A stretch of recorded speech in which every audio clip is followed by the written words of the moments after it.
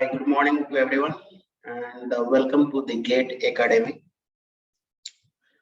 In the previous class, we are discussing about the closed system, that is a non-flow process.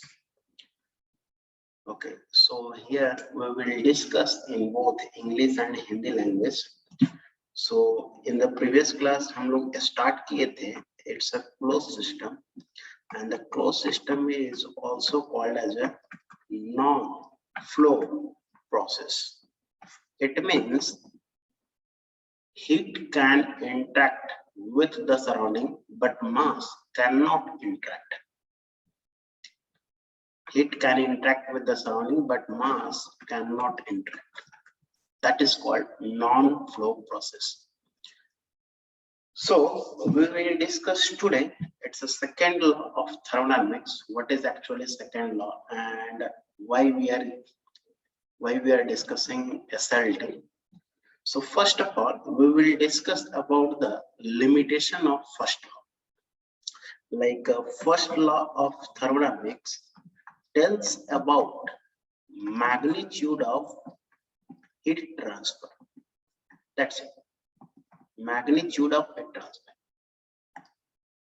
It doesn't give the idea about direction of heat transfer. So to avoid the limitation of first law,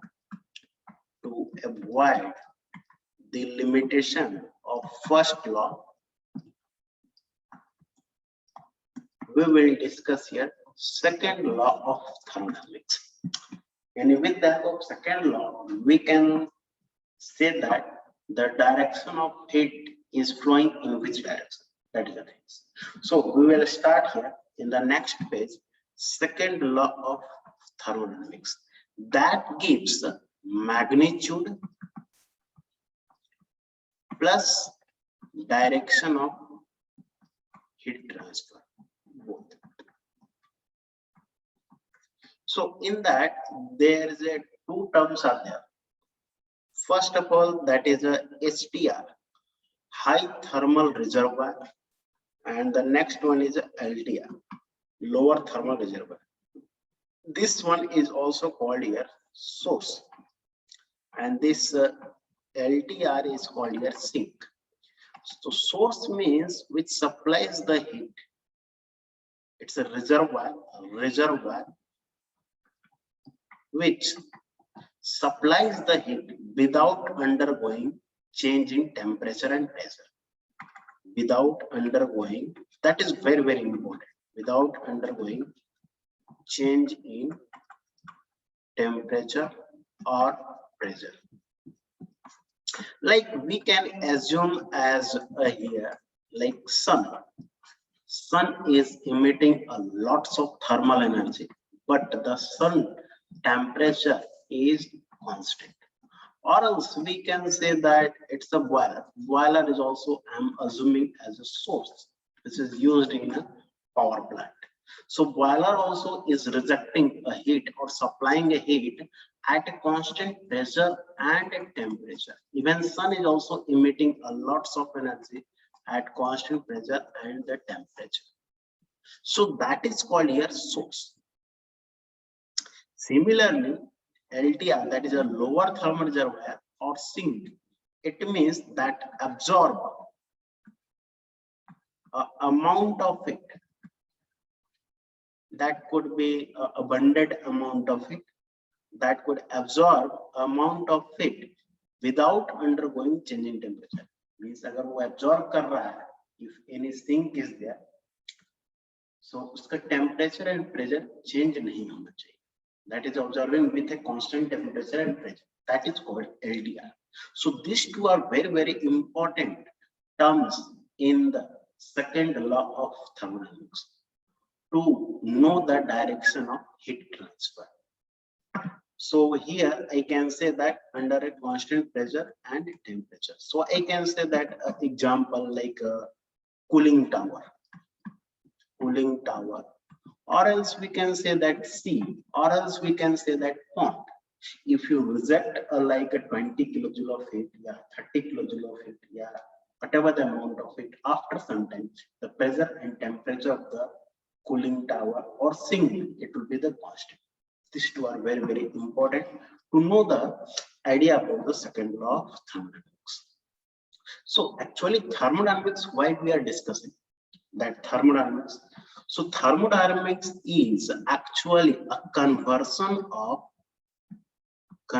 of a low grade energy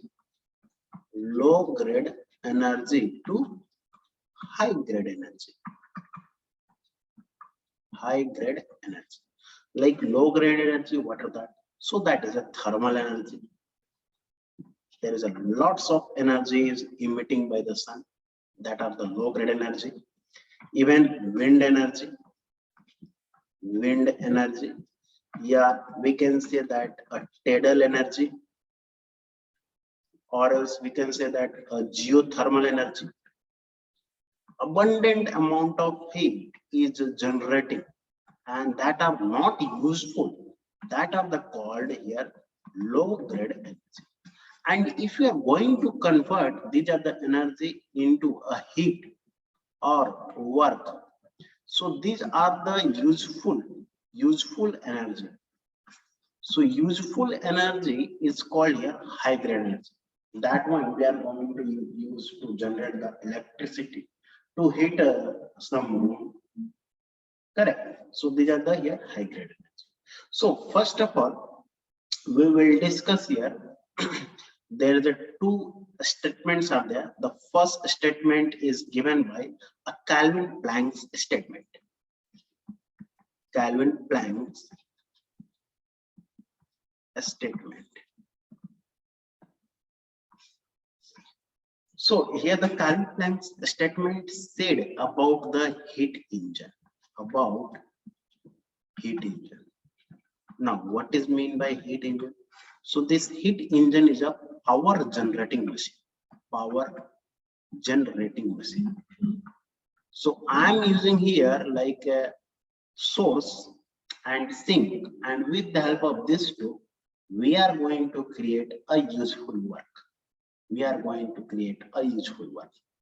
Power generating machine, it's not a power absorbing. Power generating machine is a heat engine. So in heat engine, I'm going to put here two reservoir. There is a one reservoir that is called source, and that is a STR having a temperature T1, and the source. And I'm assuming a heat engine here in between, and there is a LTR, lower thermal reservoir, and that is called here sink having a temperature T2. So if there is a source, it must reject some amount of heat. So I'm assuming here Q1 amount of heat is rejected by the source, and that is called supplied by source. And here I'm assuming Q2 amount of heat rejected by the heat engine, and it's absorbed by sink. So here the heat engine, like Calvin Planck's statement, what is said that actually it is impossible to construct. It is impossible to construct a heat engine which can give 100% efficiency. Not possible. It is impossible to construct a heat engine which can give 100% efficiency, and this is not possible. Another, there's a one more scientist that his name is Carnot. This scientist said about the maximum engine efficiency is possible only when the cycle is reversible. Yani all reversible cycle has a maximum efficiency. All reversible cycle has a same same efficiency, and that is a maximum efficiency. Maximum efficiency. So it depends upon the efficiency, that depends upon the heat and temperature. If the efficiency, if you are relating with temperature, that will be the maximum efficiency, and if it is related with the heat, it could be a less than maximum efficiency. So remember that the heat engine efficiency is always less than Carnot engine efficiency. How? I will tell you after. So first of all, we will try to find out the efficiency of heat engine first of all. So here the heat engine is a power generating machine, and the net work output is given by Q1 minus Q2. So the efficiency of heat engine is defined as net work divided by a heat supplied. Net work divided by heat supplied. So net work is given as Q1 minus Q2 divided by heat supplied is here Q1. So you can say that 1 minus Q2 by Q1. So this is the engine efficiency. Engine efficiency. So if you say that here, if I assume that if Q2 is 0, when the engine efficiency is 100%. So to get heat engine efficiency as 100%, Q2 must be equal to 0. Q2 must be equal to 0 means there is no heat rejection.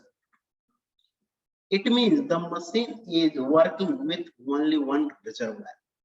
Only one reservoir means there is one STR is there, and this is the heat engine, and whatever the amount of heat supplied, that is totally converting into the work, and that is not at all possible. If any machine is running, there must be some amount of heat rejection. There must be some amount of heat rejection. But this is not possible. Not possible. Must be some amount of heat rejection. It means the efficiency of heat engine is always less than 100%. And if any engine efficiency is giving 100%, any engine is giving efficiency as 100%, that type of machine is called here PMM2, perpetual motion machine of second kind. Any machine which is giving 100% efficiency without any heat rejection. So here the engine efficiency, I got it here, it's a 1 minus Q2 by Q. I can write down this one as a Carnot engine efficiency also. The Carnot engine efficiency is given as 1 minus T2 by T1. Because Carnot engine efficiency depends on only temperature of working substance. Depends on temperature of working substance. It does not depend on that how much the heat is rejected by the source and absorbed by the sea. Depends on only on temperature. That's why the Carnot engine efficiency is 1 minus T2 by T1. And remember the important thing, that Carnot engine efficiency has a maximum efficiency compared to any other engine. Compared to any other engine, Carnot engine efficiency is maximum compared to any other engine.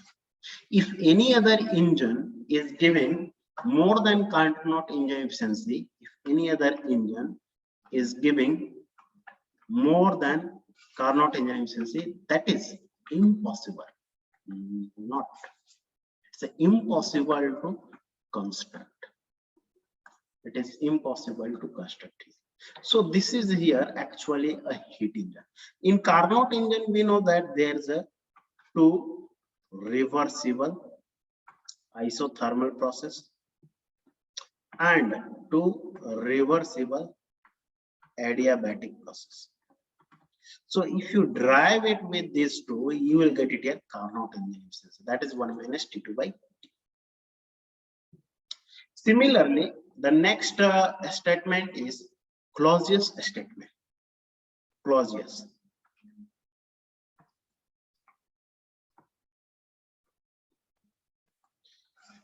So Clausius statement said about the power absorbing machine.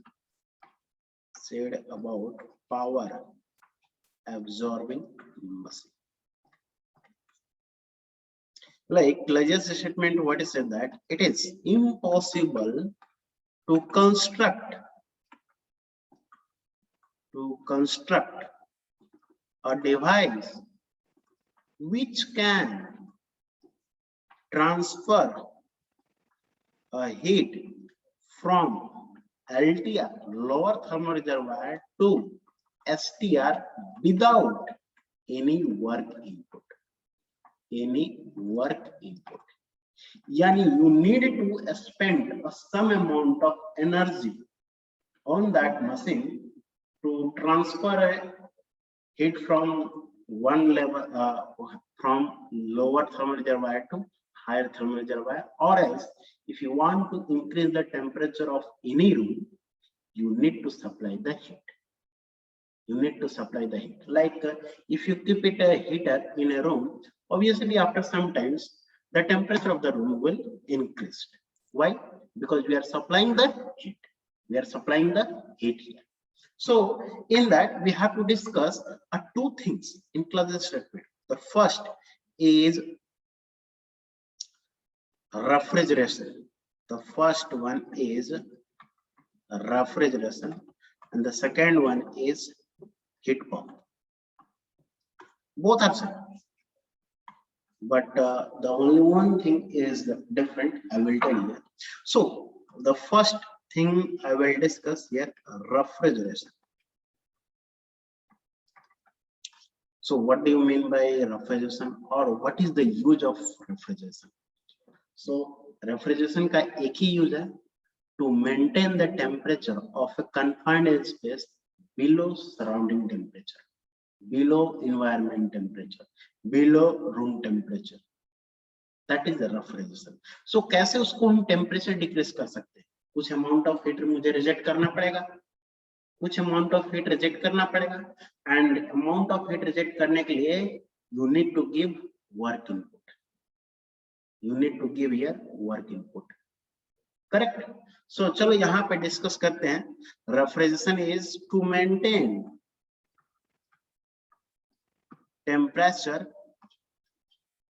below surrounding temperature. So जैसे कि एक हम consider करते हैं, जैसे कि ये मेरा सराउंडिंग है, हम लोग अगर रिजेक्ट करेंगे हीट तो वो कहाँ रिजेक्ट करेंगे? That is in the surrounding, outside. तो उसका हम टेम्परेचर हम T1 कंसिडर करते हैं, और यहाँ पे एक हम रेफ्रिजरेटर लगा दें, रेफ्रिजरेटर. और ये मेरा कन्फाइंड स्पेस है, हम इसको ठंडा करना चाहते हैं, उसका टेम्परेचर है T2, यानी the T1 is less than T1 is greater than T2. T2 is less than T1 here, and this is my confined space, and this is the sink, and this is the source here. So देखो यहाँ से जैसे कि हम confined space को अगर temperature T2 है और मुझे यहाँ से मुझे इसको डिक्रीज करना है, टेम्परेचर ठंडा करना है, you need to take out some amount of heat. Correct? तो देखो you need to invest some amount of energy. देखो Q2 amount of heat हम यहाँ से extract from confined space. अब जितना ज्यादा हम एनर्जी एक्सट्रैक्ट करेंगे confined space से, उसी को तो हम लोग बोलते हैं रेफ्रिजरेशन इफेक्ट. जितना ज्यादा होगा उतना ज्यादा मेरा रूम ठंडा हो जाएगा, उतना ज्यादा वो confined space ठंडा हो जाएगा, क्योंकि that is the refrigeration effect. So यहाँ पे एक जो इम्पोर्टेंट आता है नया टर्म, बहुत ही इम्पोर्टेंट है, एग्जाम में हमेशा पूछे जाते हैं, गेट एग्जाम में यहाँ से एक नंबर का question, what is the refrigeration effect? तो the amount of energy extract from the confined space is called a refrigeration effect. The amount of energy extract from confined space is called a refrigeration effect. जितना ज्यादा energy निकाली. So the refrigeration effect I am going to give it here. It's a Q2. Q2 kilojoule per minute. Q2 kilojoule per minute. And W input, and let's say that Q1 amount of heat is rejected to the surrounding. That is the input work plus Q2. That is W input plus Q2 must be equal to Q1 by conservation of energy. So यहाँ से W input हम लोग बोल सकते हैं it's a Q1 minus Q2. तो यहाँ पे देखो, to measure the performance of refrigerator, we will use a one word that is called COP. That is the coefficient of performance. The coefficient of performance is defined as refrigeration effect divided by W input. The refrigeration effect is Q2 divided by Q1 minus Q2. So this is the COP of refrigeration. COP of refrigeration. हम लोग यहाँ पे 2 से 3 connect कर सकते हैं. 2 से 3 यहाँ पे कनेक्ट कर सकते हैं easily. Like 2 refrigeration we can connect it here. Similarly, अगर हम हीट पंप का बात करते हैं, तो हीट पंप का बात करने के लिए मुझे ये रिक्वायर्ड स्पेस होगा. Heat pump is used to maintain the temperature above surrounding temperature. Above surrounding temperature. जैसे कि अगर हम यहाँ पे हीट पंप हम बात करते हैं, तो heat pump is above surrounding temperature. जो भी surrounding temperature होगा. Above surrounding temperature means it's a T node. So देखो ये है space. This is the heat pump and ये है so actually surrounding है. So हम surrounding से heat लाएंगे with the help of input work and उसे हम confined space में supply कर देंगे. तो actually जो मेरा focus point होगा अब ये होगा Q1. So this Q1 is called here heating effect. जितना ज्यादा heat supply करेंगे वो रूम उतना ही ज्यादा heat होते जाएगा या उसका temperature बढ़ते जाएगा. So that is called here heating effect. So यहाँ पे heating effect हम लोग बोल सकते हैं that is a coefficient of performance of HP is given as heating effect divided by working. That's same thing. तो यहाँ पे हो जाएगा जो Q1 divided by Q1 minus Q1 divided by Q1 minus Q2.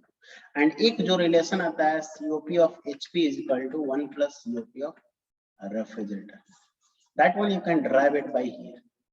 जैसे कि दोनों तरफ अगर हम -1 करते हैं and if you do it -1 here also,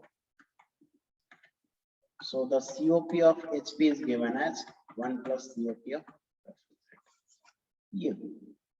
So ये सभी that are the statement of Calvin Planck and closure statement.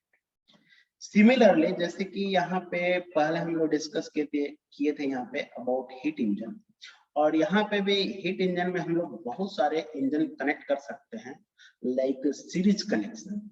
जैसे कि एक रिजर्वायर ये है, यहाँ पे हीट इंजन 1 लगा दिए, एक और रिजर्वायर देखो मिड में आ गया, इसका टेम्परेचर T है, एक और यहाँ पे हीट इंजन 2 लगा दिया. अब बताइए कि इसका ओवरऑल एफिशिएंसी क्या होगा. ओवरऑल एफिशिएंसी जब भी अगर हम बोलते हैं तो जो होगा that will be 1 minus T2 by T. यानी whatever the last temperature divided by first temperature. हम लोग मिडिल का टेम्परेचर नहीं देखेंगे to find out the overall temperature. And इस ओवरऑल टेम्परेचर को हम लोग लिख सकते हैं लाइक 1 minus इस T2 को हम लोग लिख सकते हैं like T2 by T into T by T, T1. इसको 1 minus T2 by T को लिख सकते हैं 1 minus engine efficiency of 2 and इसको लिख सकते हैं 1 minus engine efficiency of 1. and that is a overall efficiency. So this is the way to calculate it here, the engine efficiency. So yes, Abhi, just a brief description I have discussed. I will go into the more depth, like if the more than one engine is connected in a series, parallel, if the more than one refrigerator is connected in series or heat pump is connected in series, then what will happen to the COP? That all the things I will discuss. So thank you very much. I will keep it at this much only. Thank you.